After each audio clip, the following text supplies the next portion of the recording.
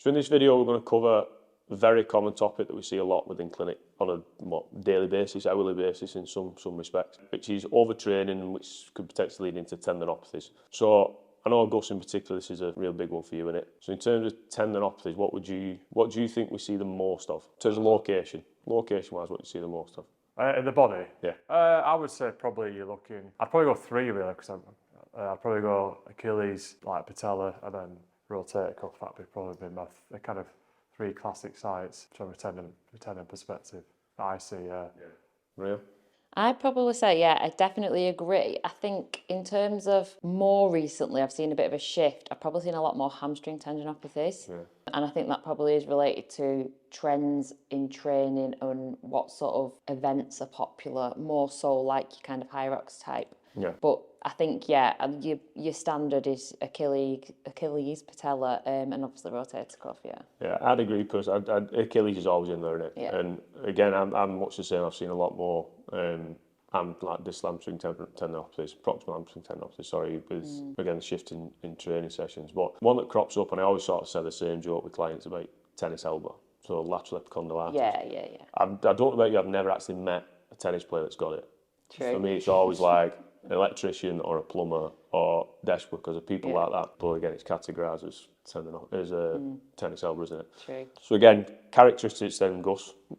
What do you think are the 3 main risk factors to developing a tendinopathy? I think the classic one is just training error more than anything else. I think you're going to have, often you're looking at load management. I feel like we just talked about load, and one of them is the tendon continuum. Yeah, massive. Yeah. So that's, we look at that. The other 2, I think you could look a little bit sort of age can sometimes apply it sort of, but it can go 2 ways really, you know, like sort of, again, loading too much when they haven't got the development. Yeah. Or there's there's elements of natural change that go on, so that obviously starting at maybe up in the load at an age where you haven't got that sort of built in. So classically sort of 40, 50, you haven't got that 20 years prior to sort of to training really.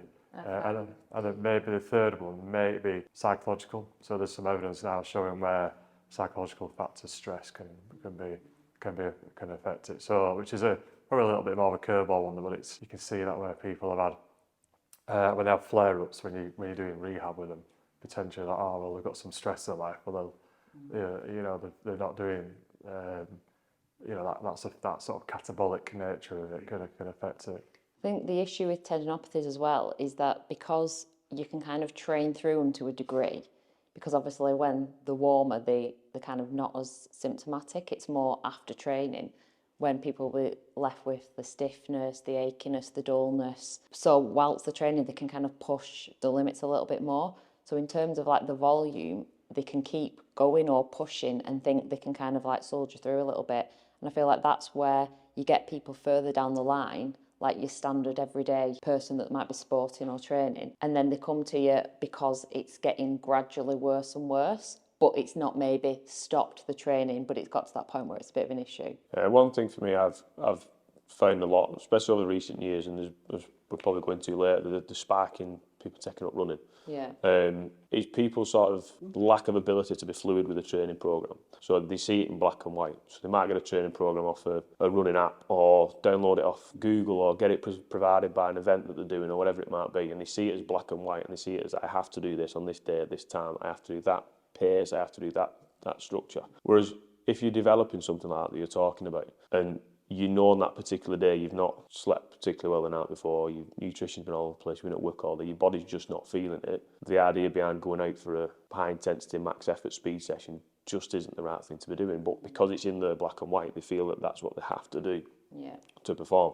Whereas probably you can sting out a little bit, you can still get out for your session, maybe do a bit of an easier session, less distance, less intensity, just to try and, what you're talking about, the tendon continuum, appropriately modify the load, do you know, and try and get it to settle down while still perform at the same time. I think people are just too, it's not a bad thing in one respect, but they're just so regimented with that's my training program and that's what. And I think that's what we're quite good at as therapists, that we understand sport, we understand the different populations, and we understand that you can't tell a runner not to run, specifically if they're training for an event, because they're not going to probably value what you're saying. I think you're more likely to be able to get them to understand why they need to pull back from the training load. We're still going to be able to train, in some cases still be able to run, but just modify the intensity, the volume, the terrain, just to sort of keep that fitness up, but the importance of that shorter term and longer term. Yeah, I mean, the sleep thing's interesting. I think it's at 1.7 times more likely to get injured if you get less than 8 hours sleep or less than 7 hours sleep. That's me done. It was making me laugh though when you said that about the sleep, because literally I thought when I was training for Manchester Half, which was not last year, the year before, and honestly, because Rose was only about like 1 or under 1, I mean, her sleep was just horrific, but I'd still get up at 5 and do a training session. And I was like, what am I doing? But in that sense, I was probably doing, I think I blagged it to not get injured, but I thought I've still got to do it because for my well-being, I need to do exercise because I feel better for it. I probably did pull back on the intensity, but And it's difficult, and we'll go onto this in another video, I'm sure. But obviously, the three of us are parents, and the three of us are active, and we're fitness enthusiasts, and we all train our own different ways. It's difficult, you know, and it's not. I think that's what people probably do overload. I'm the same as you, Marie. I will train on minimal sleep, and it's not through choice. Trust me, it's more through. It's either then or I don't do it at all. Do you know? And it's either I either run at 5 o'clock in the morning or I don't run at all because I've got work and then family when I get home. Do you know? So it is difficult, and I know obviously Gus, it's a big thing with sleep. I know I've spoke to you a few times about it, and you spoke about what was the number for sleep deprivation. Under 7 hours. Yeah, so I can't remember the last time I got 7 hours sleep. So that's a big thing, and as a risk factor for myself, that's quite a big one. But again, it's being able to chat to you two to understand that as well. And I think with that, sorry to interrupt, but I think it's like the other factors that are in your control. Like we're all pretty, like we enjoy what we do, but we understand what we do. So we all eat healthy, we hydrate, supplements were needed, but we are generally reducing our internal inflammation in that sense, that I think those factors affect it in stress. Like obviously we get stressed, but we're quite good at tapping in and checking in with each other and doing other things to just spend more time with the family or go on a walk where you can just kind of, again, that sort of that's going on internally, just pull it back a bit, even if you're not getting as much rest as you'd like. Recovery is key as well, that's the thing, isn't it? So if you're not able to get as much sleep, then you've got to find, I think recovery is underestimated. And recovery doesn't have to be doing nothing, it could be just doing something different. Yeah. So that could be a strength and conditioning session, it could be a walk, like you said. And then obviously look around that. So one of the things I often talk, so we talked about the tendon continuum. So I have to show people the supercompensation model. So where you have your baseline and then when you train it drops. And then through that, as it's recovering, you go above your baseline in terms of recruiting more protein, and there's obviously hormones affected there as well. And then obviously you train again, and then you keep going up. So if you load it in that recovery phase, then you drop down. So I talk of it in terms of money. Yeah. So think of training as spending money. You have to then earn that money back to be able to train more. You wouldn't keep spending money all the time and then going more into debt, which is what people do. So they don't see that. They don't see the protein that's being spent when they're training, and that's kind of. I like that as an analogy. The supercompensation models really ties in well with that, and that's kind of what I found from my research when I did my masters as well. You see this a lot, and it's not a model as such. It's more a business model, really, in a sense. Where I discuss with people, I always talk about you've got your performance and your injury, and we can't do both. Do you know what I mean? You can't try and perform absolutely tip top and put your full emphasis into your injury at the same time. One's here, one's there. If you want to put some emphasis into your injury, we do have to nick a little bit of your performance, whether that's deloading, dropping down, with the idea of getting that performance at peak for when you're back fit. But what people try and do is, like I said, train through injury. And all they're basically doing is stealing from the injury side of things. They're not going to perform because they're not physically fit. The injury's just going to get worse and worse and worse. So they're starting from here rather than where they were to start with. You sort of have to, from my point of view, you nick a little bit off your performance to basically sort of combat and supplement your injury side of things, to then hopefully the two stay at a level. When you go back into fitness, you're tip-top performance, tip-top of injury. But I think, and I don't know if it's a social thing at the minute or whether it's just a trend or whatever, but people have got this thing about redlining at the moment, where every session's got to be intense and it's all bro lifting and all that stuff. where you've got to be dead intense every single session, ultimately you're just asking for it. Do you know, and it's not clever, it's not smart. Do you know, it's just silly training. It's plucking earth in a... but like you say, I think social media has a big influence on that, and I think you've got the sort of them, like go hard or go home and all these sort of things. But also as well, it's actually physiologically it doesn't make sense, let alone psychologically or anything like that. But physiologically, it doesn't make sense to be pushing yourself to that levels. I mean, I just watched the Brownlee brothers, you know, the triathletes, and I watched a bit of a documentary about them, and they were doing a training. So they, from my area, West Yorkshire, and obviously just hills there. They were training a lot, but a lot of the training wasn't high intensity. It was just very light. They were just getting out for 2-3 hours, just sort of just turn the legs, and to create those adaptations, it's ultimately it comes back to the healing process as well. We're talking about injury. Maybe we need to go through that a little bit. Do a session about healing process. But the reality, and this is something I've been really thinking and I've been saying a lot. The reality, people's expectations are always like this, and our role is to try and get them like that. Not to say, oh, you're being silly, but just they don't. A lot of people don't read their understanding of their reality, because, and again, it's more warped a little bit because of social media. Actually, you don't need to be doing all these things to create those adaptations. You need to do actually sometimes pulling back, sometimes doing other things. But the key element with both training adaptations and healing process is time. You know, if you cut yourself, think how long that takes to heal, and think how long. And we know that terminal collagen sort of completion is 12 months. So if you think then... And there's all the factors that affect that as well, isn't it? So if you've got a scab and you keep picking a scab, it's not going to heal. So if you've got an injury and you're wanting to run, for example, or wanting to go back to football or something, you're pushing it, you're just basically picking that scab. So like you said about stealing from the performance, well, you can't perform that because you're just going to keep picking the scab. So we have to look at things a little bit, and that's probably the hardest thing. You've got to manage people's expectations, but if we can get the reality and the expectations aligned, probably the time alignment works in our job. But it is important to have that variety of training and zones and thresholds, but tapping into them different energy systems. But also just to be able to strip back and just enjoy what you're doing, why you're doing it. You know, like we see your day-to-day people who are working full-time, juggling life. You see your amateur, your pro athletes. But it's like, at the end of the day, they've got into that activity or sport because they like it and they enjoy it. And I think sometimes you can get too down the rabbit hole of, I've just got to smash these sessions out. I've got to do this. Well, such a body did an Instagram the other day and he's got a 10-minute PB and I can't keep up with them at my club and they're doing the same marathon as me and they've done like 17 miles this weekend. I've only done 10. It's like, why did you get into that sport in the first place? You did it because you like going outside, you like getting fresh air, you like the social side of it, just to enjoy and pull back. And it's not about running 7 days a week. It's like you're going to benefit if you pull back and vary up your training as well. I had a chat with a young lad a couple of weeks back, and we've all said it in different ways, but he was sort of getting fixated on this particular person on Instagram, as a lot of people have done, and I just can't work it out. He's same age as me, same build, he's this, he's that, he's the other. But Mr. Instagram, that's his job. He's paid to look like that. He's paid to be that fast. He's paid to produce this content.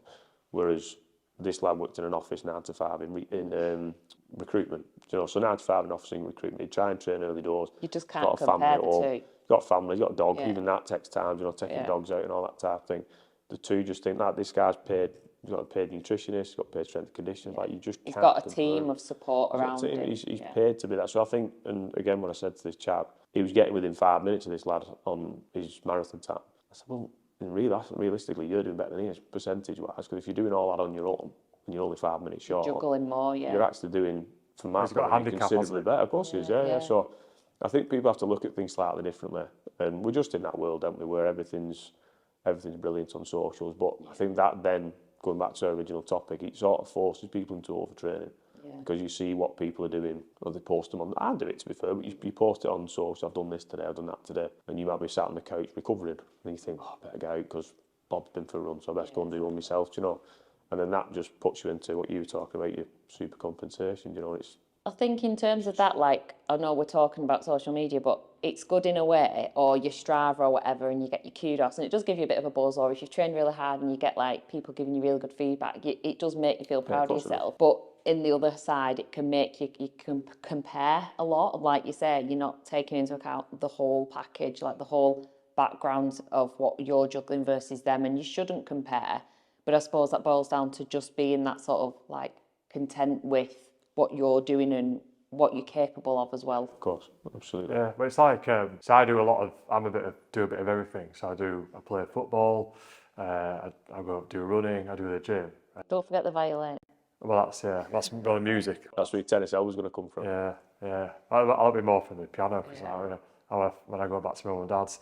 But it was sort of I was sort of funny on the charity run at Christmas Eve because I was chatting to your dad on it, and he was like, he was almost surprised that I ran because obviously I don't put anything. No one knows what I do. He's like, oh, you run? I was like, yeah, I do a bit of everything, but that's how I am. But I think you are. It's right. It's everyone's got these pressures, haven't they? They've got these. I think just not. I mean, you could probably talk a bit more socially, but that's for a different podcast. But I think we have to manage. Or that's something I've noticed over I feel like the last 6 months, I feel like I sometimes get a bit of soapbox about like social media, the stuff we see all the time, people coming in again. It goes back to that, they're being subconsciously being fed unrealistic expectations, and we're not just us, anyone in our position having to try and battle that, and it is difficult. But I think just like you said, why are you doing it? Sometimes the question like people put themselves, it's the first marathon. They might be 44, and it's like, and they're getting really fixated on the time. It's like, why? I mean, realistically, the only time getting a good time matters is if you're trying to get into Olympics or something. Yeah, true. That's the, the second time is if you're racing against yourself. And I've done half marathons and trail runs, other things in the past, and I think I like what I do is I train for variety. That's what I do. I like to do different things. That could even be like doing a hike as well, something. The thing is, you can't PB every time either, though. That's the thing, and that again is your expectation. Going back to Olympics, it's a 4-year cycle, so Exactly, 6 to 12 months after their PB. They'll drop down, and they'll build, and they'll just. That's normal. If you look at so if you go and look at the Olympics in Paris last year and look at the athletes who did really well, and then just do a spreadsheet and track those times for the next 12, 18 months, you'll see a drop and they'll build it back up. And I've started talking more and more to clients as well about just you sort of looking at your year of training, because a lot of the time people are train. Right, I've got a run, I've got a high rocks, I've got a golf comp, I've got a boxing match, train. And I'm like, where's your off season? Like, oh, well, I'm not a professional athlete. I'm like, yeah, but you're training full time. You've got these events in, you need an off season, you need a pre-season, and that's how, again, your body will adapt and improve, but you get that sufficient recovery physiologically and psychologically as well. 100%. It's amazing, with that. You bob on there about how many people don't know what a deload week's for. Like, it amazes me. Like, you'll look at someone's program and they're absolutely falling to bits with an Achilles problem or an hamstring issue. And you look at the program, they've got a 12-week block I know we keep using runs as an example, but like a 12-week block for a marathon. And I'm sort of skimming through it and I go, where's your rest? And they go, what do you mean? I'm training for marathon. I was like, well, you need to rest, you need to recover. And like every week the mileage is going up and up, which is fine short term. I was like, well, 4-6 weeks through, you've got to at least have one to two deload weeks in 12 weeks. And again, all the way back to what you were talking about, Gus, it's just giving your body time to recover. And they think they're cheating, they think they're doing something wrong that week when the mileage is a lot lower, the intensity is a lot lower, and it's just so your body can recuperate. You can't keep training up here and expecting to perform on race days. You kind of condition yourself, I think, though, don't you, to like, I have to, because everything around me, I've kind of just got used to being in the grind of training. This is what I do. It feels normal when I don't train. Yeah, that's that's a societal thing. So you've got to look at everything's like you've got to be at the peak in your job, you've got to be at the peak in your family, and that comes then it comes back to sort of the psychological pressures that have got that transfers into the sport, or if they've got stress going on in their life, then that becomes even more of a focus, and it's that, like, again, that guilt thing. And a lot of it, there's a similar theme here, but it's it's that reality, and it's the reality is often different to their expectations. So that's our role here, try and help people both psychologically, physiologically, and using those exercise science principles, using the musculoskeletal principles, and applying that to the individual, isn't it, and understanding what their needs are. So with tendinopathies, and it's almost like a CPD for us, this, because we're chatting between ourselves. But obviously we understand everything we're talking about. But from a layman's point of view, obviously either of you this question, from a layman's point of view, if you were to explain what a tendinopathy is, how would you go about it? What would you say to somebody? Someone said, I've got Achilles tendon pain, what is it? What's it? Well, firstly, if someone came into clinic and I've got Achilles tendinopathy, firstly, I'd be thinking, who's diagnosed that, or is that accurate? Because just because you've told me you've got that, I'd be thinking, right, let's just check. So initially I'd be like, have you seen anyone else about this? Have you had any scans? Have you had any imaging? No, right. So tell me your characteristics. So I'd be thinking, firstly, when did this come on?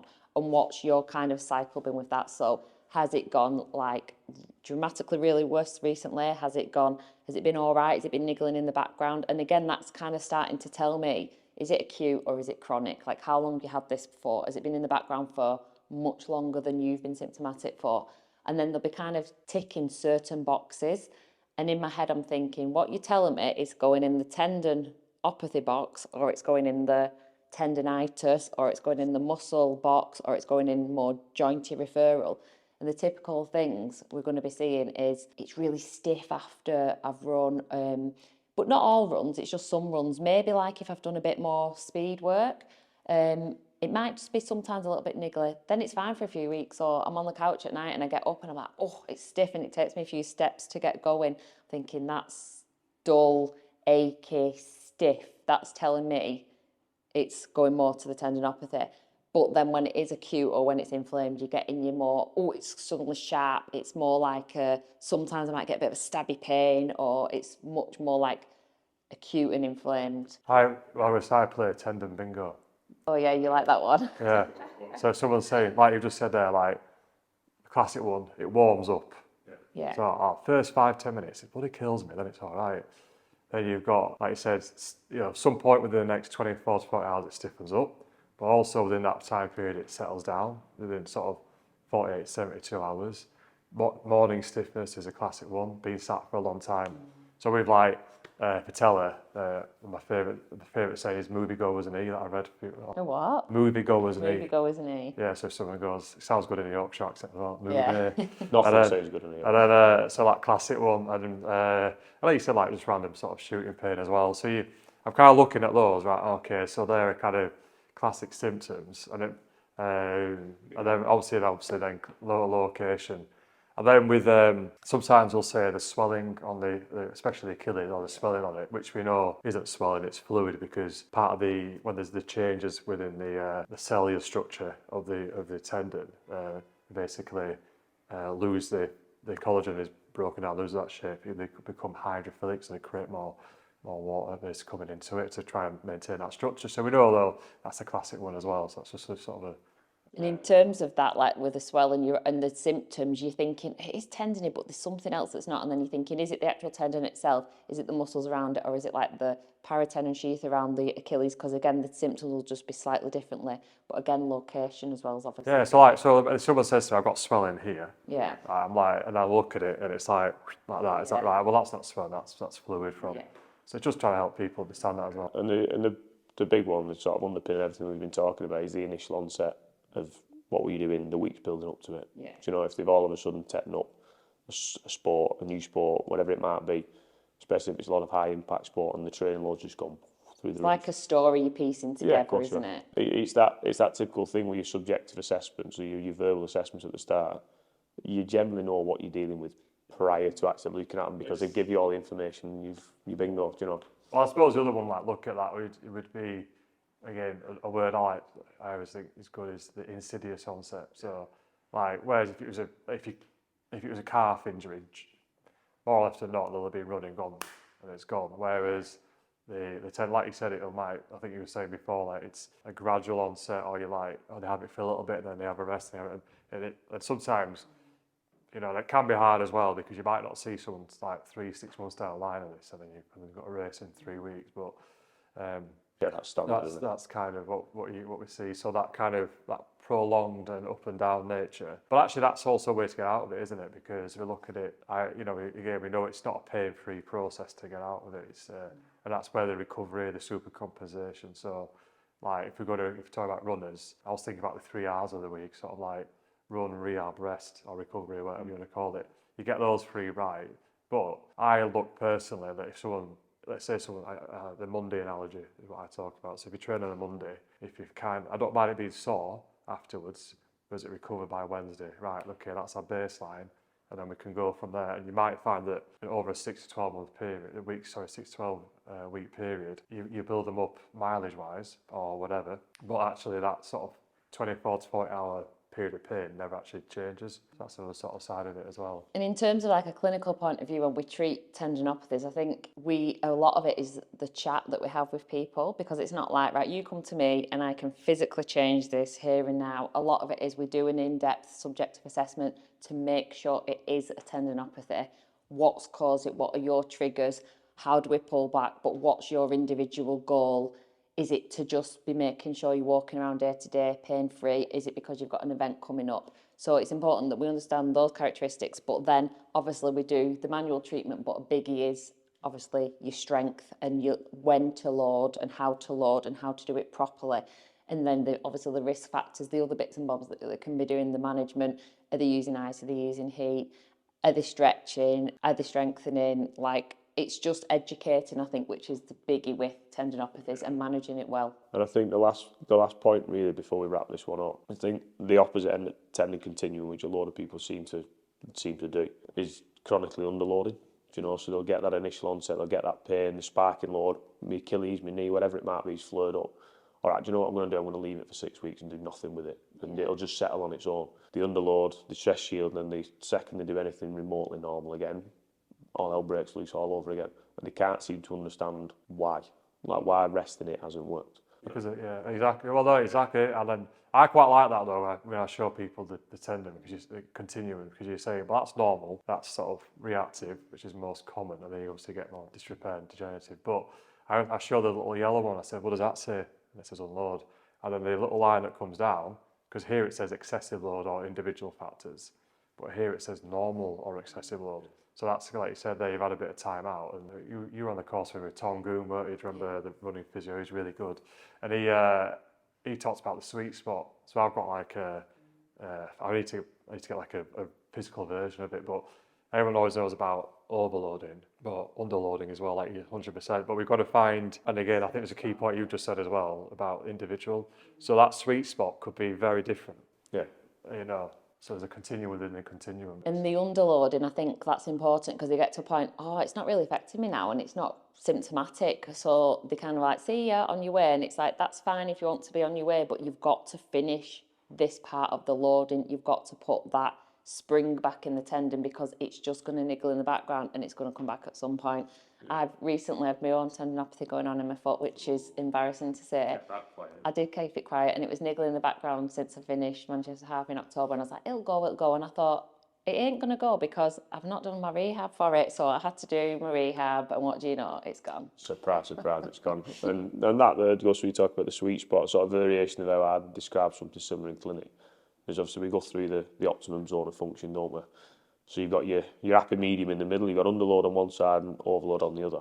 And when you're fit and active and healthy, you've got a bit of variability in that middle zone. But I always say with the tendinopathy side of things, that middle zone is a lot narrower. So the ability to overload and underload is a lot easier when you've got something like a tendinopathy.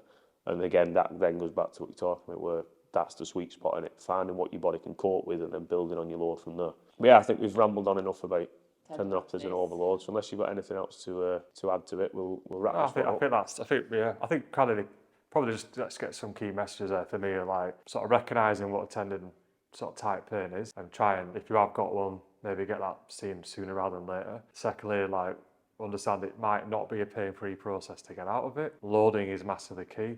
So if you start to feel better and then you just go off and do your own thing, it's probably going to come back. But you know, you're going to also, you can underload it, and just sort of differentiating, is it a tendon or is it something else? And that's where either we can help, or if you're in another part of the country or the world, then just see someone who knows what they're doing around that.